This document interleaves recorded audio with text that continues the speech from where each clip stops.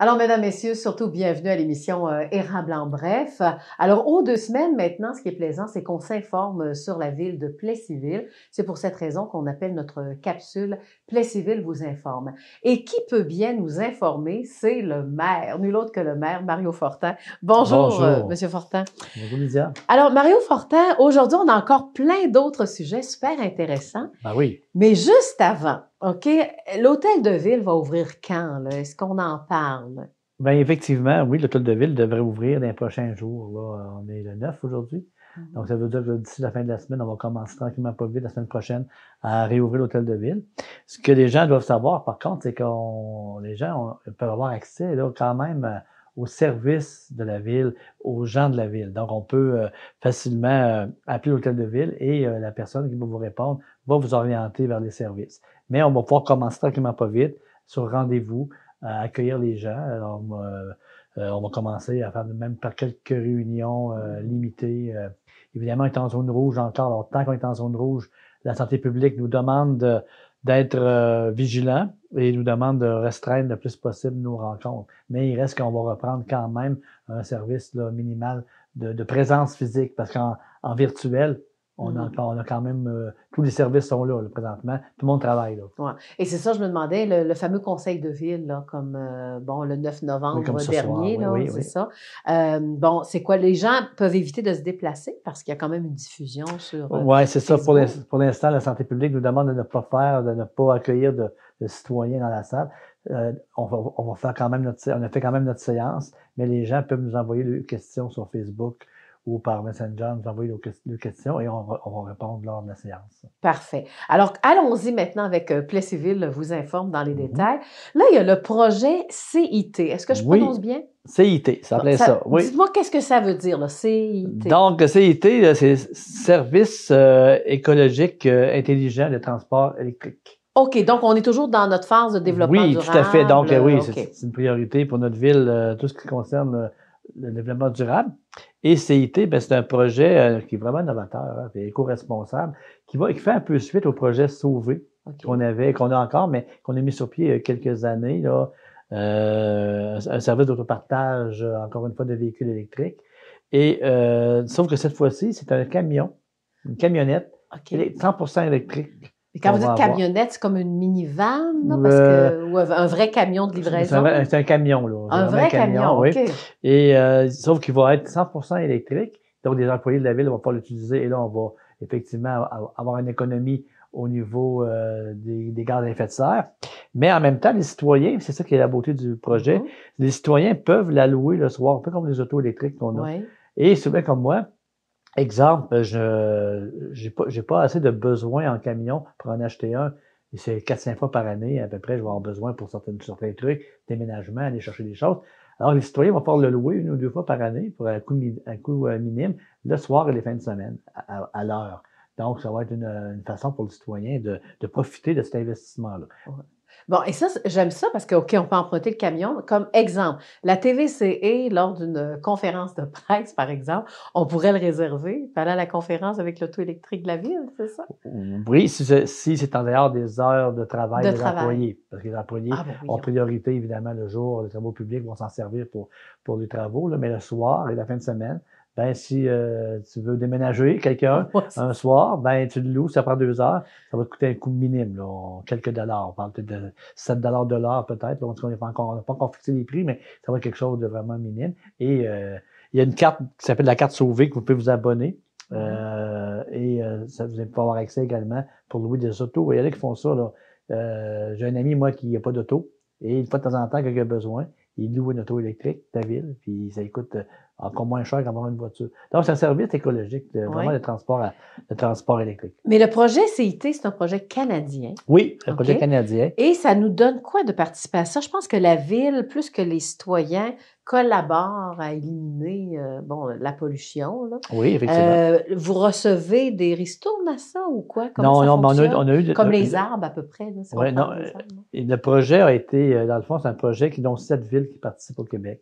Entre autres, il y a de la ville de Varennes, me trompe pas, la ville de Gatineau. Oui. Il n'y a pas de ville dans le centre du Québec, mais des villes plus éloignées. Il y a là. Gaspé aussi, OK. la ville de Gaspé. Et c'est un projet pilote. Donc, la Fédération canadienne des municipalités a donné une subvention et le gouvernement du Canada a donné une subvention pour ce projet pilote-là. C'est un essai qu'on fait, évidemment.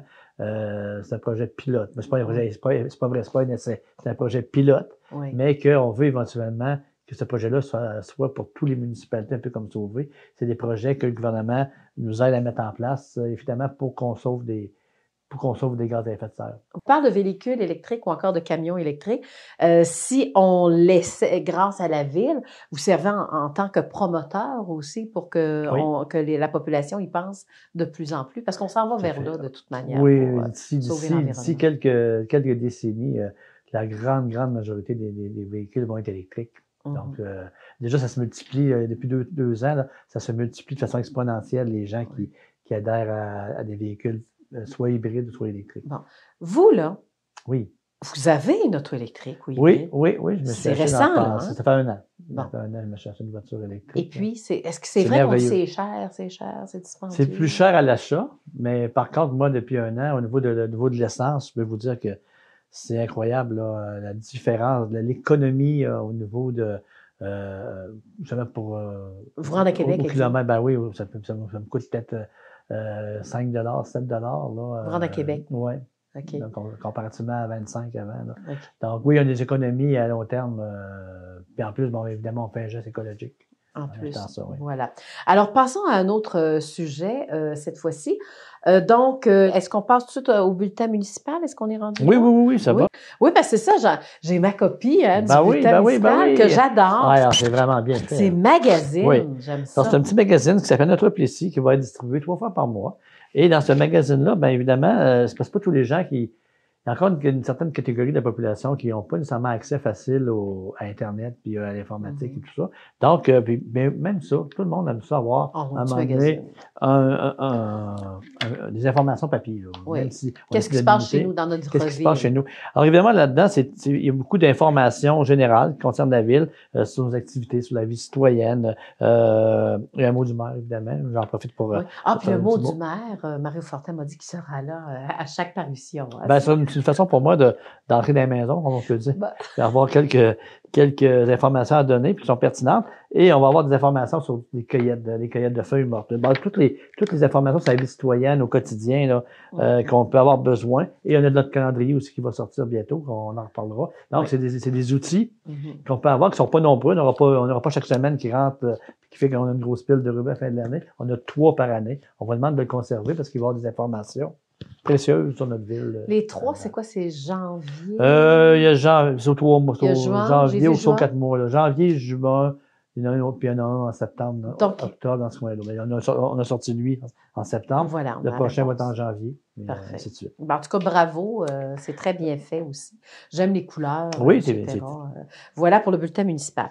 Maintenant, pour rester informé en tout temps, parce que souvent on se demande qu'est-ce qui se passe à la ville. C'est vrai, le temps nous bouscule aussi. Alors, qu'est-ce qui se passe à la ville? Comment on peut s'informer pour que ce soit rapide, mais qu'on soit au courant de tout pour dire quelqu'un nous annonce une nouvelle. Alors, moi, je n'étais pas au courant, là.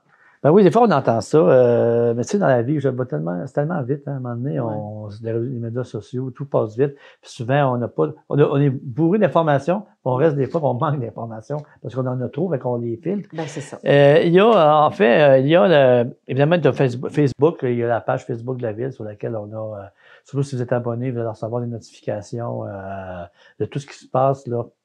Quasiment en temps réel. On a également Instagram, Twitter. On a aussi une infolette que vous pouvez vous inscrire et vous allez recevoir par courriel des nouveautés et des notifications aussi.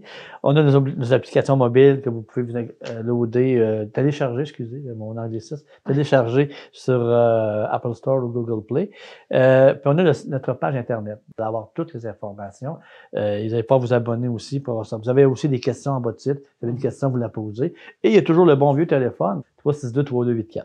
Voilà. Vous pouvez vous appeler et puis les personnes qui vont vous répondre vont pouvoir vous référer, répondre à vos questions. Maintenant, le sondage, juste pour terminer, vous n'avez pas fait un sondage comité jeunesse? Oui, on a la commission jeunesse, c'est la table jeunesse qu'on a partie quand je suis arrivé en poste.